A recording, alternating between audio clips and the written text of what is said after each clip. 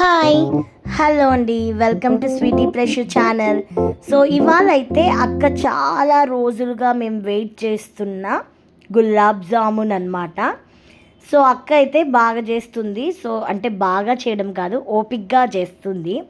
మేము ఏదైనా అడిగామనుకోండి, అక్క ఉన్నిందంటే అక్క ఉన్నప్పుడే కొంచెం నీట్గా అన్నీ బాగా చేస్తుంది కాబట్టి సో గులాబ్ జామున్ చాలా రోజుల నుంచి వెయిట్ చేస్తున్నాం అనమాట.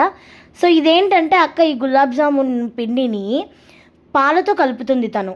సో దీంట్లో ఒక డిసడ్వాంటేజ్ ఏంటంటే పాలతో కలపడం వల్ల ఏ రోజుకి ఆ రోజు తినేయాలి, లేదా నెక్స్ట్ డే అంటే మనం నైట్ చేసామంటే నెక్స్ట్ డేకి కంప్లీట్ చేసేయాలన్నమాట. చక్కగా కలిపి ఒక హాఫ్ అన్ అవర్ పక్కన పెట్టేసింది. సో అదొకటి డిసడ్వాంటేజ్. మామూలుగా నీళ్ళతో కలుపుతారు, అదైతే ఎక్కువ రోజులు ఉంటుంది అనుకుంటున్నాను నేను.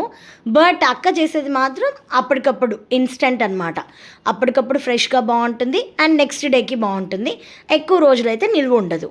ఎక్కువ రోజులు నిల్వ ఉండాలంటే మీరేం పద్ధతి ఫాలో అవుతారో నాకు కింద కమెంట్ బాక్స్లో కమెంట్ చేయండి.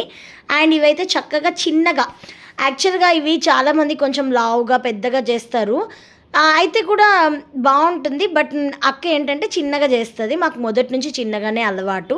సో చిన్నగా చేస్తుంది అనమాట. అండ్ ఇక్కడ షుగర్ కూడా మేము చాలా అంటే చాలా లిటిల్ బిట్ క్వాంటిటీ అనమాట, చాలా లిటిల్ బిట్ క్వాంటిటీలో తీసుకున్నాము. అండ్ అలాగే అక్క ఇలాచీ వేసేసింది దాంట్లో. ఇదందరికీ మనకు తెలిసిన ప్రాసెస్సే. బట్ కొంతమంది చాలా లావుగా చేసినా కూడా లోపల కూడా చక్కగా కుక్ అవుతుంది. అది నాకు నిజంగా అమేజింగ్ అనిపిస్తుంది. రీసెంట్గా మా ఫ్రెండ్ వాళ్ళ మమ్మీ చేశారు గులాబ్ జామును. అదైతే చాలా లావుగా ఉన్నాయి, బట్ లోపల కూడా చాలా కుక్ అయి ఉన్నాయన్నమాట. చాలా అంటే చాలా బాగున్నాయి.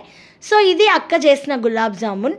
సో మీరు ఏ స్వీట్ అంటే ఎక్కువగా ఇష్టపడతారో కమెంట్ బాక్స్లో కమెంట్ చేయండి. ఇలా అక్క చేసినట్టు ఒకసారి పాలతో కలిపి ట్రై చేయండి. ఓకే అండి, మరి బాయ్.